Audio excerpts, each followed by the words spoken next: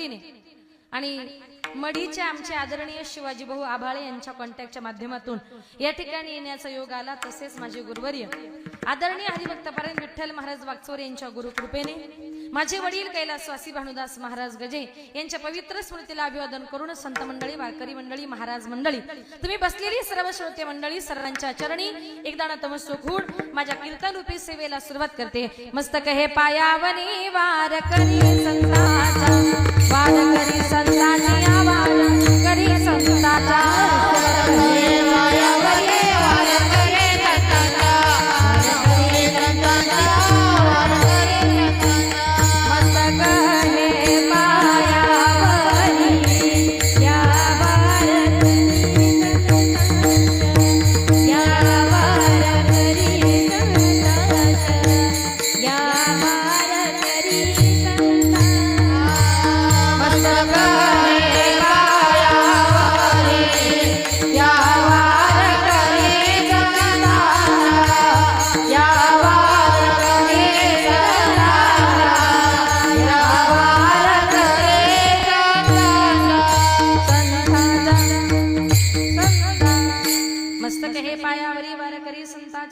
प्राप्त प्रसंगी कीर्तन रूपी सेवे करता निवडलेला अभंग संत सम्राट वैराग्याची मूर्तिमंत पुतळे शांती ब्रह्म एकनाथ महाराजांचा, पैठणचे सुप्रसिद्ध साधू शांती ब्रह्म एकनाथ महाराजांचा 5 चरणाचा अभंग सेवे करता निवडला। या अभंगातून माझे एकनाथ महाराज तुम्हाला मला प्रत्येकाला उपदेश करतात आणि तसं जर बघितलं तर हा अभंग संत एकनाथ महाराजांच्या हरिपाठ या प्रकरणातला आहे।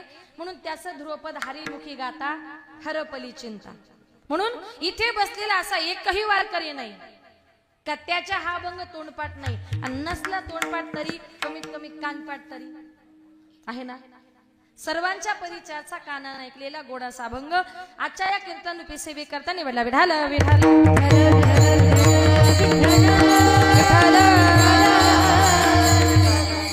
आवडीने भावे हरिनाम घेसी तुझी चिंता त्याचे सर्व आहे।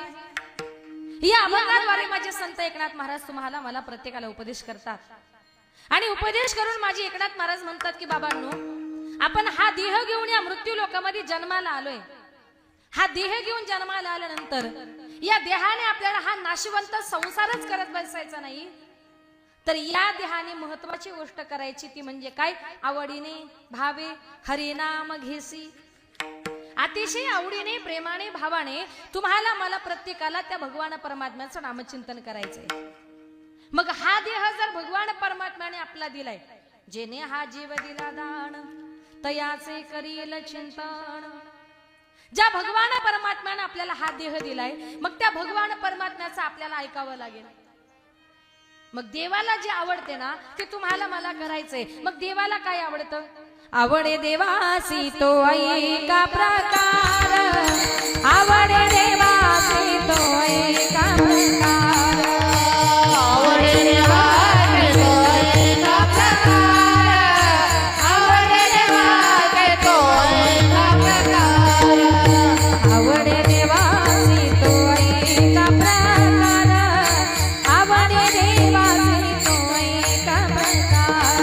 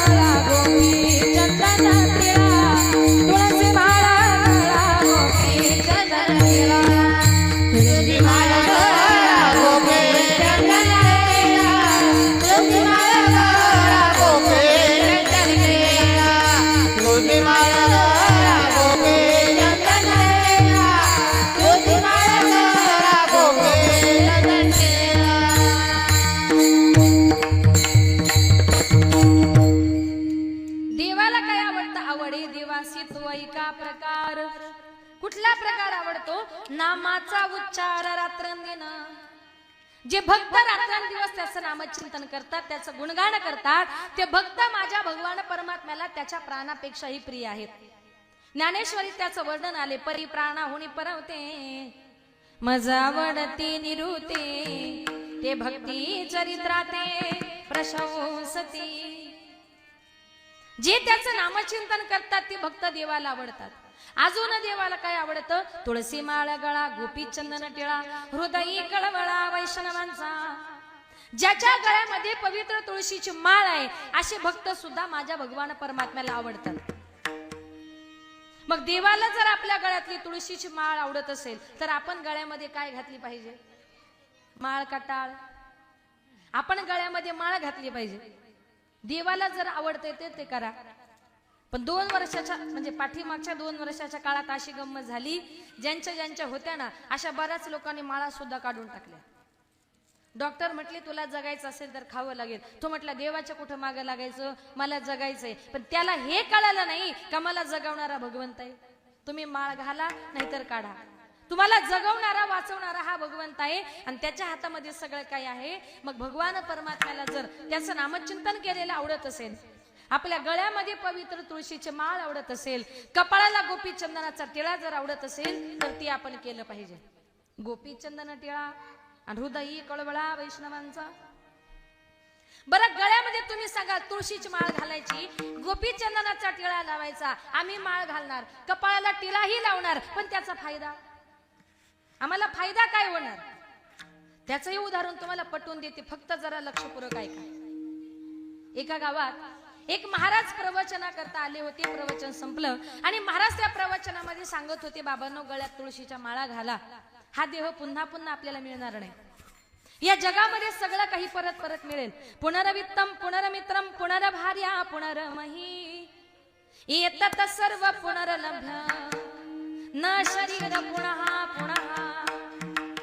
सगळं काही परत परत मिळेल, हा नरदेह पुन्हा पुन्हा मिळणार नाही. म्हणून गळ्यामध्ये पवित्र तुळशीच्या माळा घाला, कपाळाला गोपी चंदनाचा टिळा लावा. पण हे करत असताना जीवन चांगलं जगा आणि कुणाशी वाईट वागू नका.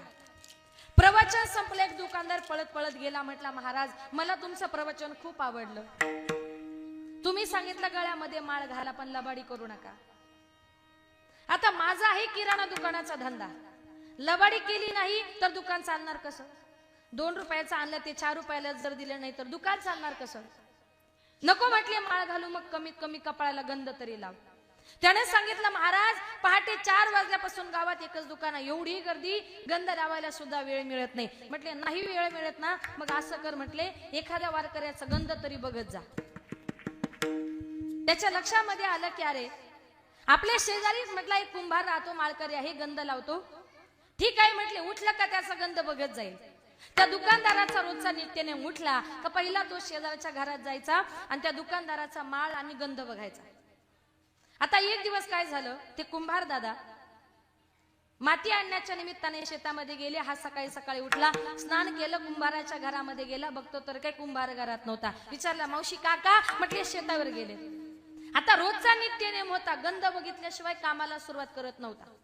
मग तोही त्याच्या पाठीमागे शेतावर गेला. ती कुंभार दादा शेतामध्ये माती खणत होते आणि माती खणता खणता त्या दिवशी गंमत अशी, नेमके कुंभाराला एक धनाचा हंडा सापडला होता. त्या मुलांना जर गप्प करा, कुणाचे उचला बरं पार्सल. हा काय, त्या कुंभाराला नेमका धनाचा हंडा सापडला. त्याला धनाचा हंडा मिळायची वेळ आणि या दुकानदाराची जायची वेळ एकच झाली. आता कुंभार दादा माती खणताय, दुकानदार पळत पळत गेला. पळत पळत जाऊन त्यानं काय केलं, त्या दुकानदाराचा असा खाली वाकून गंध बघितला, माळ बघितली आणि त्याला आनंद वाटला आणि तो पळत सुटला. पाहिला त्यानं काय बघितला होता, गंध. आता हा पाहिला पळत सुटला आणि त्या कुंभाराला वाटलं नक्कीच यानं माझा धनाचा हंडा बघितला, गावात जाऊन हा बोंब मारणार आणि ते धन सगळं सरकार जमा होणार, त्यापेक्षा याला अर्ध दिलेलं बरं. तो त्याच्या पाठीमागे पळत सुटला. तो म्हणायचा पाहिला, हा म्हणायचा आपण दोघं वाटून घेऊ. तो म्हणायचा पाहिला, हा म्हणायचा आपण दोघं जण वाटून घेऊ. तो पळत पळत त्याच्या दुकानापर्यंत गेला आणि तो दुकानदार पुन्हा त्या कुंभाराला म्हणतो दादा पाहिला तो म्हटला आपण दोघं वाटून घेऊ. कुंभार तो दुकानदार म्हटला काय वाटून घेऊ. कुंभार म्हटला कसं आहे ना, मगाशी शेतामध्ये माती खणता मला जो काही धनाचा हंडा सापडला, आपल्या दोघांनाच माहितीये, तिसऱ्या माणसाला काही माहित नाही, त्याच्यामुळे गावात बोंब करू नको, आपण दोघं अर्धा वाटून घेऊ. आता दृष्टांत संपला. याच्यातून एकच मला सांगायचंय, त्यानं नुसता गंध बघितला, त्याची माळ बघितली तर त्याला अर्धा धनाचा हंडा सापडला, अर्धा धनाचा अंडा मिळाला. मग आपण जर गळ्यात तुळशीची माळ घातली आणि कपाळाला गंध जर लावला तर काय होईल? सगळा धनाचा हंडा तुम्हालाच. हा फायदा आहे. तुळशी माळ गळा, गोपी चंदना टिळा, हृदयी कळवळा वैष्णवांचा. म्हणून संत महात्मे तुम्हाला मला पुन्हा विनंती करून सांगतायत की बाबांनो, तुम्ही देवाचं चिंतन करा. माझ्या तुकोबारांनी देवाचं चिंतन केलं, आवडीनं चिंतन केलं. परिणाम तुकोबारांच्या हातामध्ये काळ होता. तुकोबारांना बघितलं की यमाची अवस्था काय व्हायची? काळ गुलाम सलाम करी तुकया घरी राम तसे, तुकया घरी राम तसे, तुकया घरी राम तसे. काळ गुलाम सलाम करी तुकया घरी राम तसे, तुकया घरी राम तसे, तुकया घरी राम तसे. काळा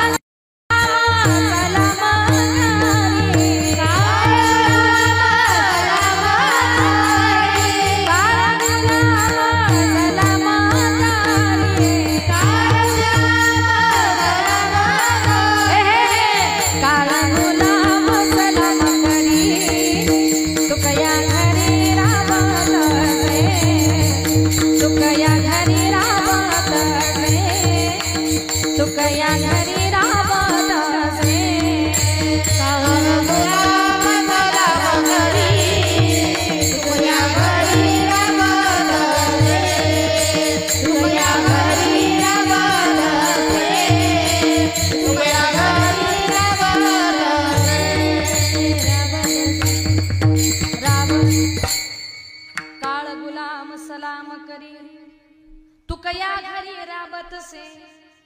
तुकोबारांना बघितलं की यमाची अवस्था काय व्हायची हो. तुकोबारांना बघितलं की यम राजा तुकोबारांना सलाम करायचा. तुकोबारांच्या घरी गेला तर पडलेली कामं सुद्धा यमराजा करायचा. तुकया घरी राबतसे.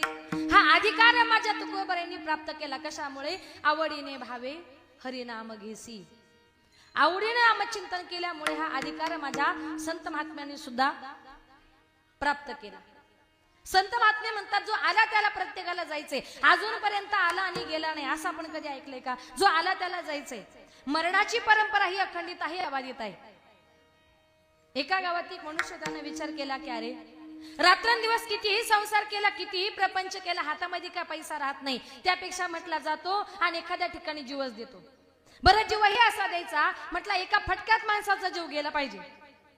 त्याच्या लक्षात आलं की अरे, आपल्या गावाच्या जवळून ट्रेन जाते, ट्रेन आली, तिच्या खाली जीव दिला की म्हटला माणसाचा जीव जाणार. तो मनुष्य संसाराला फार कंटाळला. रागाच्या भरामध्ये सकाळी उठला आणि रागाने तो ट्रेन खाली जीव द्यायला चालला. आता ट्रेन खाली जीव द्यायला चालला, पण जाताना बरोबर तो जेवणाचा डब्बा घेऊन गेला.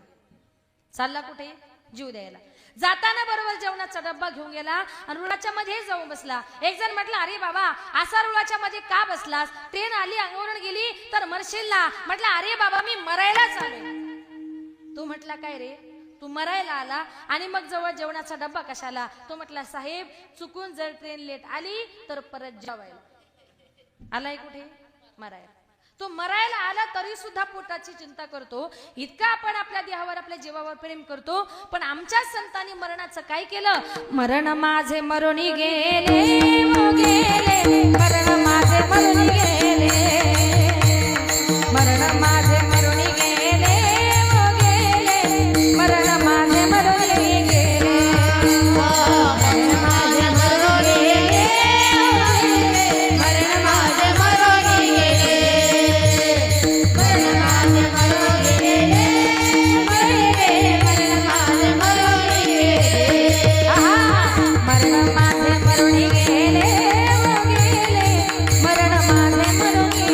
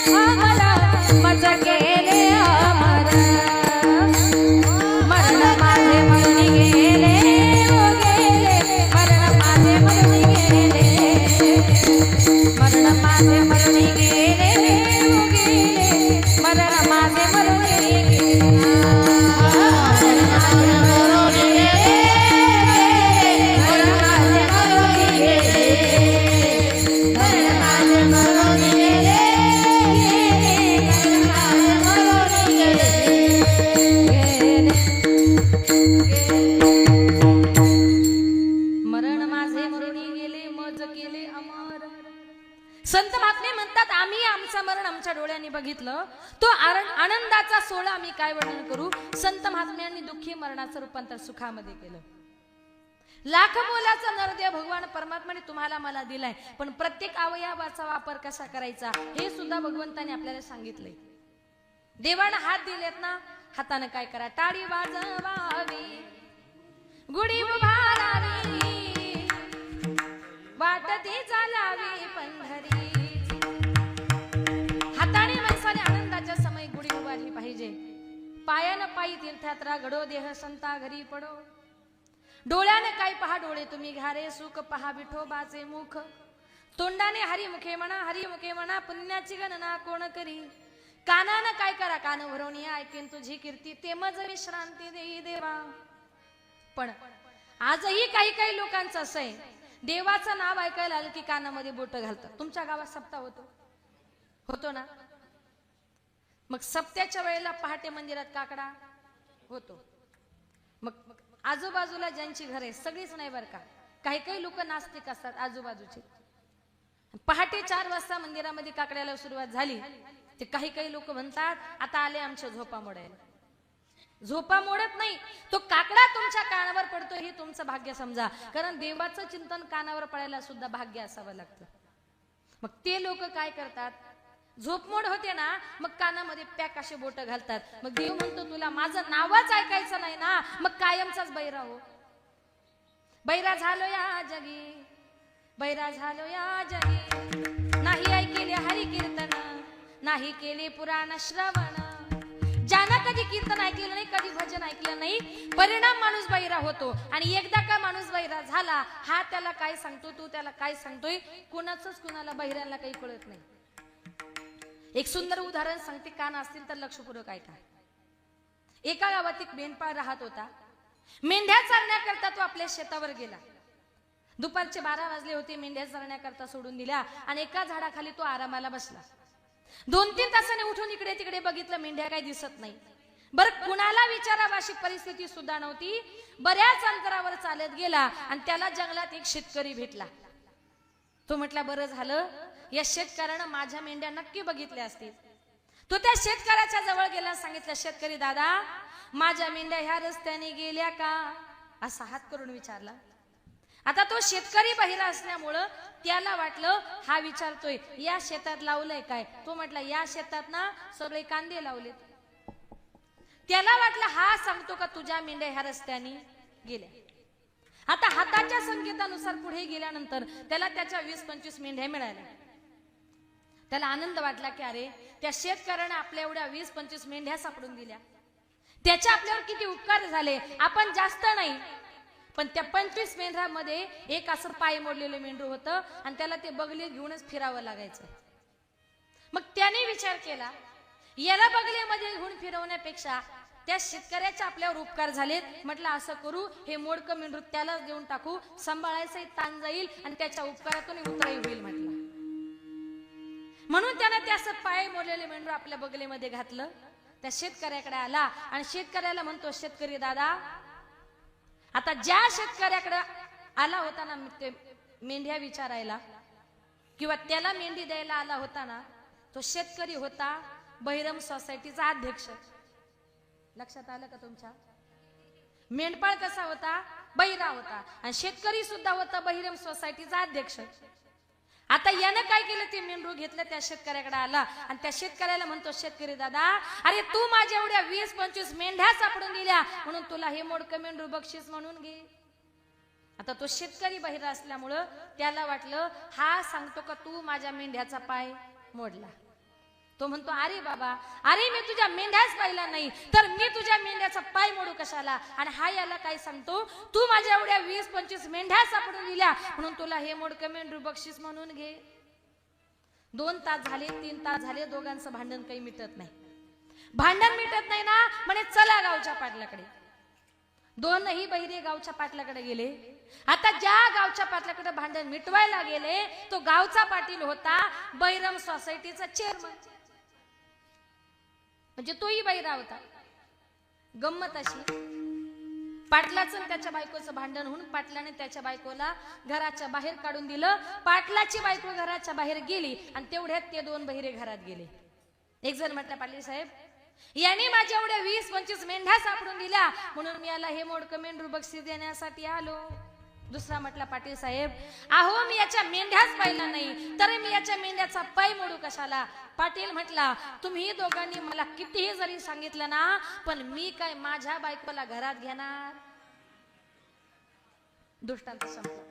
भगवान परमात्म्यानं कान दिले ना, या कानाचा जर चांगल्या पद्धतीने वापर केला, या इंद्रियाचा जर चांगल्या पद्धतीने वापर केला, दिले इंद्रिय हात पाय कान, दिले इंद्रिय हात पाय कान, डोळे मुख बोलाया वचन, डोळे मुख बोलाया वचन, जेणे तू जोडसी नारायण, जेणे तू जोडसी नारायण, नासे जीवा पण भवरोग, दिले इंद्रिय हात पाय कान, दिले इंद्रिय हात पाय कान, नासे जीवा पण भवरोग, दिले इंद्रिय हात पाय कान, दिले इंद्रिय हात पाय कान,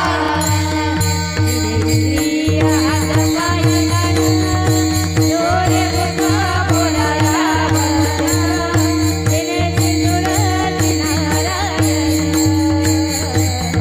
हरे रतन भवरो, दिले इंद्रिय हात पाय कान, डोळे मुख बोलाया वचन, जेणे जोडसी नारायण, नासे जीवन भवरो.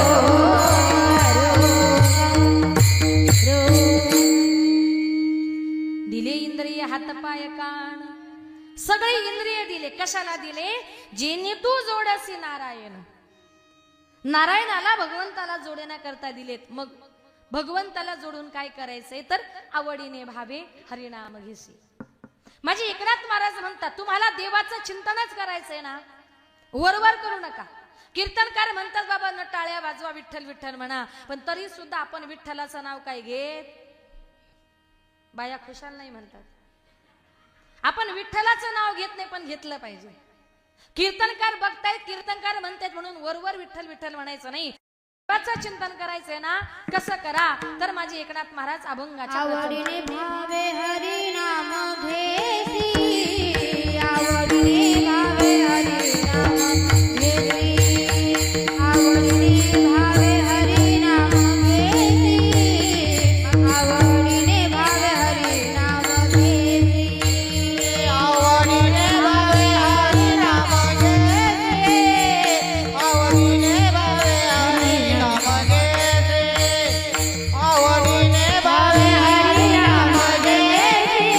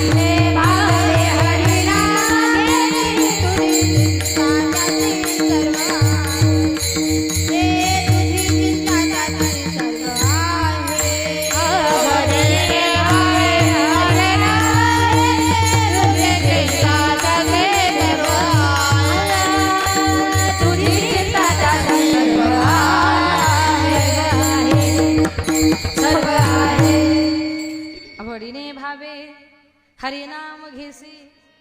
एकनाथ महाराज चिंतन करायचे, वरवर करू नका, आवडीनं करा. तुम्ही सांगाल आवडीने चिंतन करायचं म्हणजे कसं करायचं? जीवनामध्ये आवड, प्रत्येकाच्या जीवनामध्ये कशाची ना कशाची तरी आवड असते. कुणाला जेवणाची आवड, कुणाला भाषणाची आवड, नाही का? कीर्तनात बसल्यानंतर कुणाला गायनाची आवड असते, कुणाला वक्तृत्वाची असते, नाही का? प्रत्येकाची आवड ही वेगवेगळी असते. मग आवड म्हणजे काय? बघा, एखाद्या माणसाला एखादी भाजी जर खूप आवडत असेल आणि त्या दिवशी त्याच्या आवडीची भाजी जर केली, तो म्हणतो अरे वा. पुरुषांकरता सांगते बरं, ऐका. तो म्हणतो अरे वा, आज माझ्या आवडीची भाजी केली. आवडीची भाजी केली म्हटल्यानंतर त्या दिवशी तो काय करतो? एक भाकर खाण्याऐवजी अर्धीच भाकर खातो. खातो की नाही? नाही. मग किती खाता? आवडली म्हणून. एकच्या ऐवजी दोन. तरी का? आवडली म्हणून आपण पुन्हा पुन्हा घेतो. आपण म्हणतो भाजी खूप छान झाली, अजून थोडी द्या, अजून थोडी द्या. चवी चवी घेऊ घास, ब्रह्मरस आवडी. आणि गोड लागली म्हणून डबल खातो. तुका म्हणे गोड लागे तो मागे रसना. तशी भगवत चिंतनाची सुद्धा आपल्याला काय लागली पाहिजे? आवड लागली पाहिजे. दुसरी गोष्ट म्हणजे भावे. चिंतन करायचे भावाने करा. भगवान परमात्म्या करता मनातला भाव हा फार महत्वाचा आहे. महिलांकरता सांगते, ज्या वेळेला स्त्रिया स्वयंपाक करत असताना, स्वयंपाक करत असताना तुमच्या मनात जो भाव असतो, जे विचार असतात ना, ते विचार त्या स्वयंपाकामध्ये उतरत असतात आणि खाणाऱ्याची बुद्धी सुद्धा तशीच बनत असते. बघा, एखाद्या बाईने जर एखाद्या दिवशी घरामध्ये कोणाशी जर भांडण झाली, त्या दिवशी स्वयंपाक करताना तिची गंमत बघा. तांब्या आपटते, मिरच्या आपटते, कोथिंबीर आपटते, सगळं आपटून आपटून भाजी करते. त्या दिवशी तुम्ही एक नाही 2 खोबऱ्याच्या वाट्या घाला, ती भाजी चांगली लागत नाही. आणि खाणारा माणूस सुद्धा लगेच भांडायला सुरुवात करतो. पण तीच भाजी तुम्ही प्रेमानं करा. माझ्या नवऱ्याला आवडते, माझ्या मुलाला आवडते, नका तिच्या शेंगदाणे खोबरं काहीच नका घालू, नुसते मीठ मिरची मसाला घालून जरी भाजी केली ना, ती भाजी चांगलीच लागते. याला कारण का? ती भाजी करण्यामध्ये तुमच्या मनामध्ये प्रेमाचा भाव होता, तर ती भाजी करण्यामध्ये तुमच्या मनामध्ये भांडणाचा भाव होता. आणि नसेल जर महिला मंडळ माझ्यावर विश्वास, तर घरी जा, नवऱ्याशी चांगली भांडण करा, मग भाजी करून बघा, सांगा कशी लागते ती. काय? मनातला भाव हा भगवान परमात्म्या करता महत्वाचा आहे. म्हणून आवडीनं भावानं चिंतन करा. आता तिसरी गोष्ट म्हणजे काय? काही काही लोक देवाचं चिंतन करतात, पण कसं